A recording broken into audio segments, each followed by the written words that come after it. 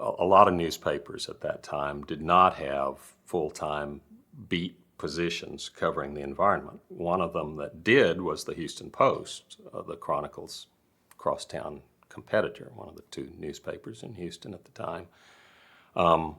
Harold Scarlet was a legendary journalist. He was, renowned as one of the finest journalists in Texas, and probably he was one of the finest journalists in the country at the time, although I don't think he ever got the kind of respect that he probably deserved for that. But he had been a reporter at the Post for a number of years, dating, I think, back into the 1950s, if I recall correctly. He was a World War II veteran.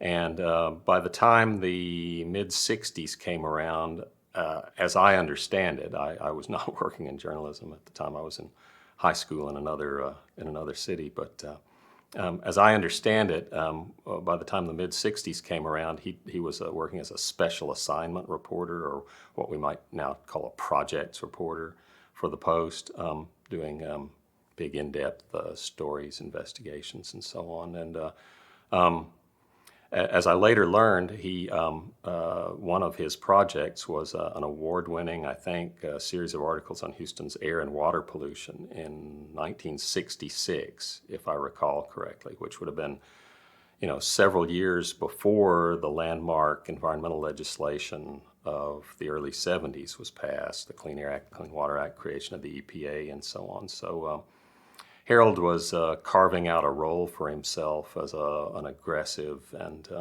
really insightful reporter on environmental issues in Houston at an early date. After he died in the 1990s, following his retirement from the Post by a number of years, I believe it was 96 when he died, I helped write the Chronicle's article about him, the obituary, and I later wrote a couple of articles for journalism publications, sort of obituaries, but kind of tribute articles about Harold, and found out that he had been assigned to be the Post's full-time environmental reporter in 1970.